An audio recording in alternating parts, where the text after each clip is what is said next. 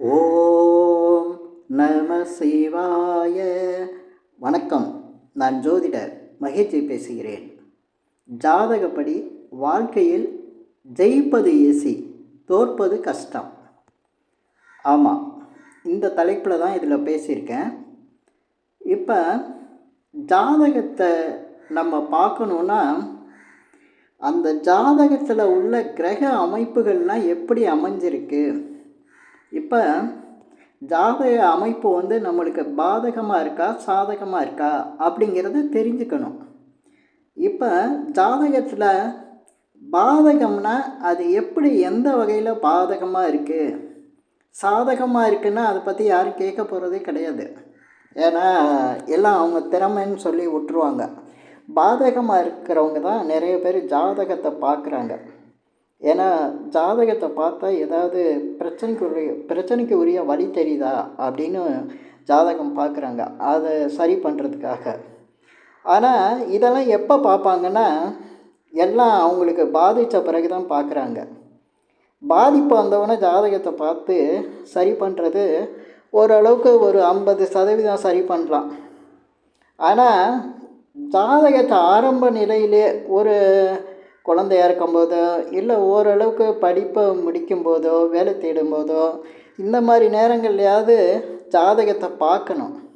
அதே போல் திருமண விஷயங்களுக்கு ஜாதகத்தை பார்க்குறாங்கன்னா திருமணம் அந்த வயசு வந்த பிறகு திருமணத்துக்கான முயற்சி பண்ணும்போது ஏதாவது பிரச்சனை தடையாக ஏற்பட்டுட்டு இருந்துச்சுன்னா அப்போ தான் போய் ஜாதகம் பார்ப்பாங்க. மற்றபடி திருமணம் முடிஞ்சிடுச்சுன்னா அதை பற்றி நினைக்கவே மாட்டாங்க. அப்புறம் ஏதாவது பாதிப்பு வந்துட்டால் அதுக்கப்புறம் போய் ஜாதகத்தை பார்ப்பாங்க. இதே மாதிரி தான் தொழில் வேலை வியாபாரம் பண்ணுறவங்களும் ஜாதகத்தை பார்த்து நம்மளுக்கு என்ன அமைஞ்சிருக்கு அப்படிங்கிறத யாரும் பார்க்குறது கிடையாது. அதில் ஏதாவது பாதிப்பு வந்த பிறகு அப்புறம் போய் பார்க்குறது. இதனால் என்னென்னா ஒரு 50% 20% இவ்வளோ தான் அவங்களால பலனடைய முடியும். ஆனால் ஒரு மனுஷனோட வாழ்க்கையில் ஜாதகங்கிறது எவ்வளோ முக்கியம் அப்படிங்கிறது உலகத்திலேயே இந்தியாவில் அதோட முக்கியத்துவத்தை உணர்ந்து தான் சின்ன வயசுலேயே குழந்தையாக இருக்கும்போதே ஜாதகம் எழுதுகிறாங்க. நிறைய பேருக்கு ஜாதகம் இருக்குது, ஒரு சிலருக்கு ஜாதகம் இல்லாமல் இருக்குது. ஜாதகம் இல்லாமல் இருக்கவங்களுக்கு கொஞ்சம் கஷ்டம்தான். ஆனாலும் ஜாதகம் இருக்கிறவங்க ஜாதகத்தை எழுதி வச்சுருக்காங்களே அப்படிங்கிறதுக்காக கூட எடுத்து அந்த ஜாதகத்தில் என்ன இருக்குது அப்படிங்கிறத பார்க்குறது கிடையாது.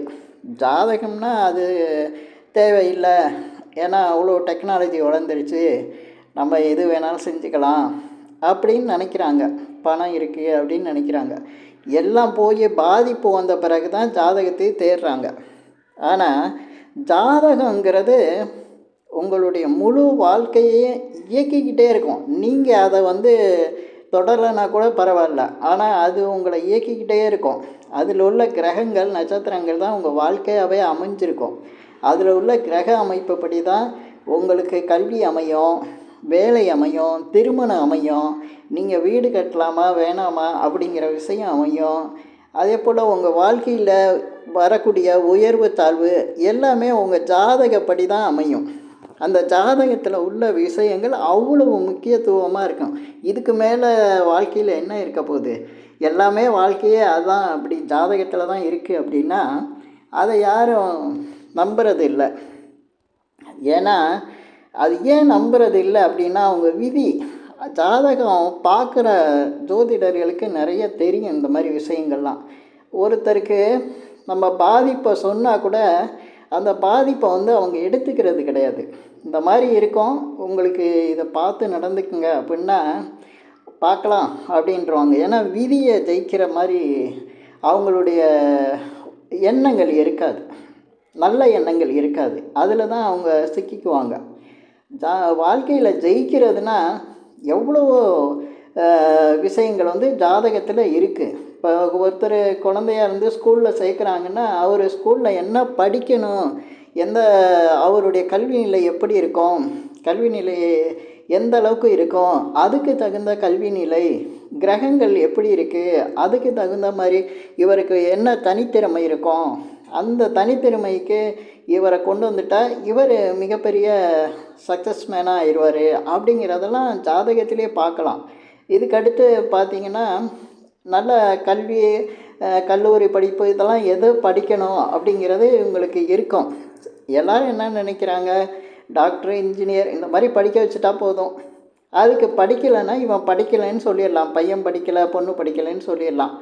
ஆனால் அவங்களுக்குள்ளே என்ன இருக்குது அப்படிங்கிறத யாரும் பார்க்குறது இல்லை. அதனால தான் நிறைய பேர் கஷ்டப்படுறாங்க.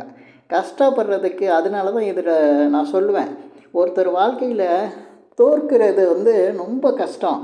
ஆனால் அந்த கஷ்டத்தை ஏற்றுக்கிட்டு தான் எல்லோரும் கஷ்டத்திலே இருக்கிறாங்க, வாழ்க்கையில் தோற்றுடுறாங்க. ஆனால் ஜெயிக்கிறதுக்கு ஈஸியாக அதில் வழி இருக்குது. இப்போ ஒரு கல்வி நிலையை பற்றிய இவ்வளவு விஷயங்கள் அதுக்குள்ளே இருக்குது. இவர் இன்ஜினியர் ஆவாரா, டாக்டர் ஆவாரா, லாயர் ஆவாரா, அதே போல் ஆசிரியர் ஆவாரா அப்படிங்கிறதெல்லாம் இவருடைய ஜாதகத்திலே அமைப்பு இருக்கும்.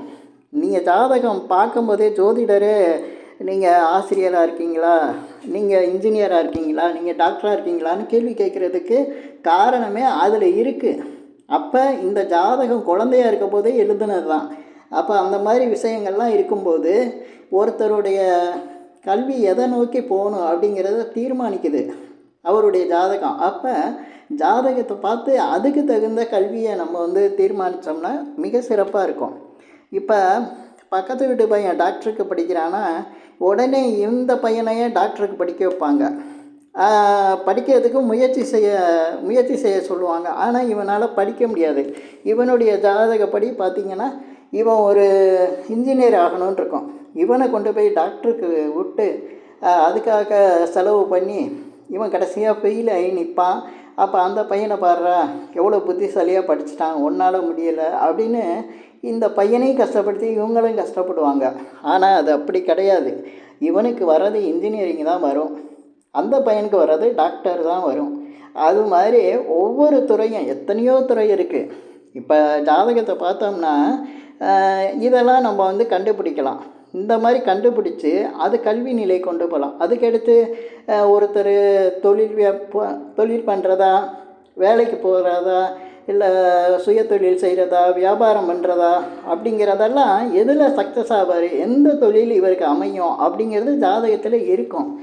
அதை பார்த்து அதுக்கு தகுந்த தொழிலில் இவர் போயிட்டாருன்னா அதில் இவர் தான் கிங்காக இருப்பார். ஆனால் அதை விட்டுட்டு வேலைக்கு போகிறவரை கொண்டு போய் பிஸ்னஸ் பண்ண வச்சுருவாங்க, பிஸ்னஸ் பண்ணுறவரை கொண்டு வந்து வேலையில் விட்டுருவாங்க.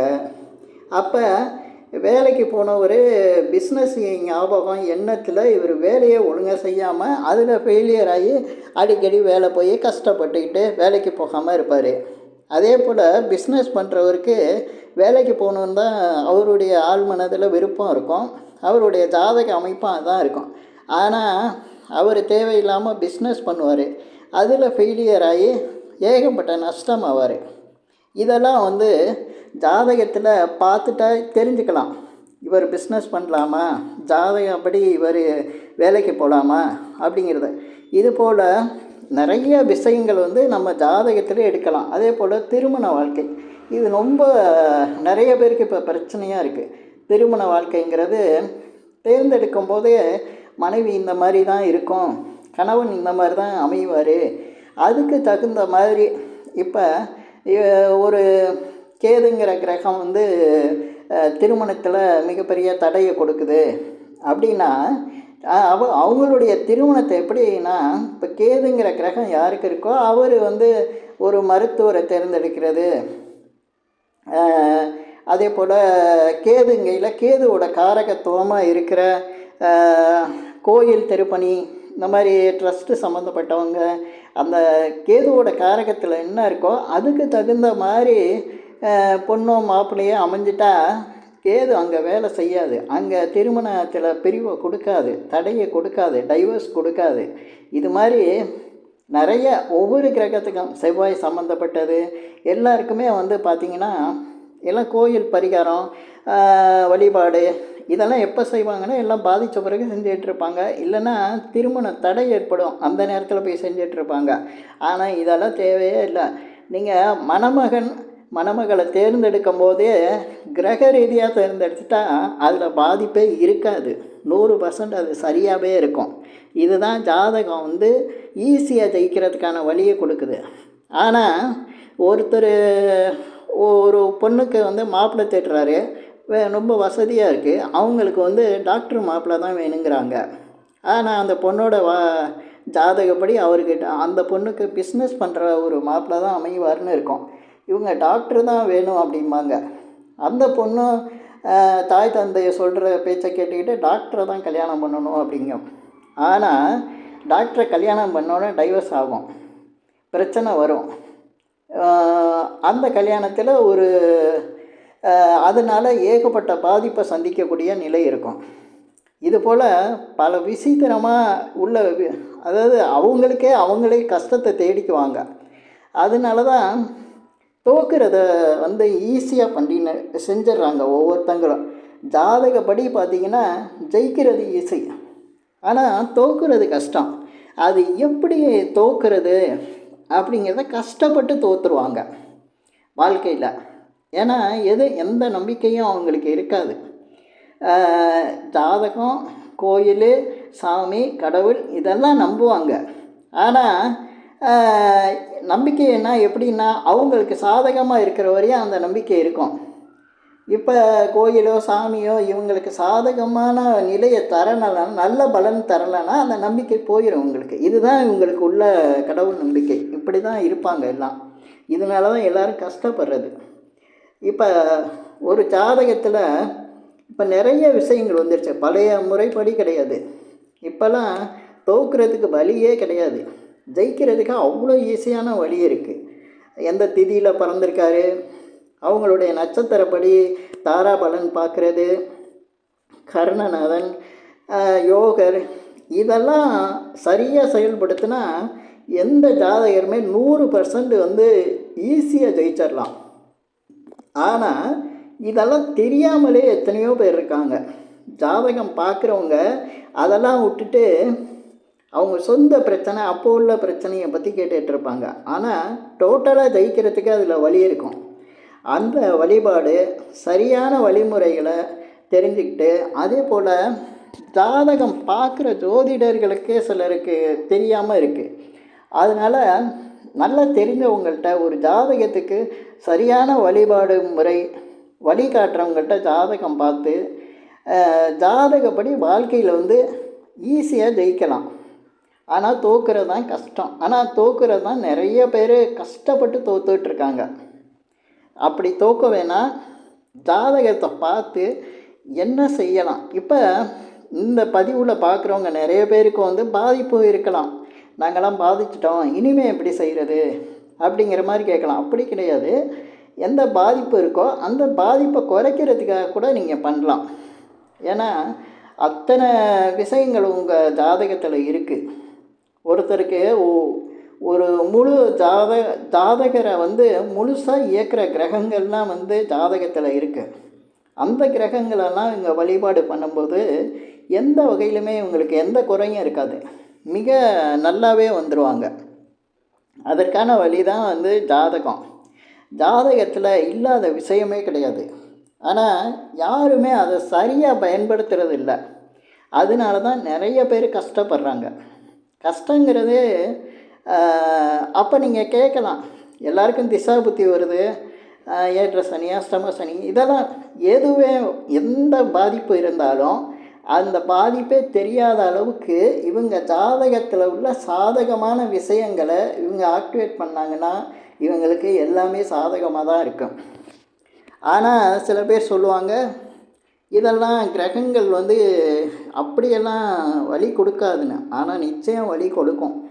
எல்லா விஷயத்துக்குமே ஈஸியாக ஜெயிக்கிறதுக்கான வழி வந்து ஜாதகம்தான். இந்த பதிவில் நான் இன்னும் பேசலாம், நான் நிறைய வீடியோ பெருசாயிரும். அடுத்து வர பதிவில் நிறைய இது போல் விஷயங்கள் பேசுகிறேன். இந்த பதிவு உங்களுக்கு பிடிச்சிருந்தா ஷேர் பண்ணுங்கள், லைக் பண்ணுங்கள். அதே போல் இந்த சேனலுக்கு சப்ஸ்கிரைப் பண்ணுங்கள். என்கிட்ட ஜாதகம் பார்க்குறதுனா மட்டும் கீழே இருக்க என் நம்பருக்கு கால் பண்ணுங்கள். நன்றி, வணக்கம்.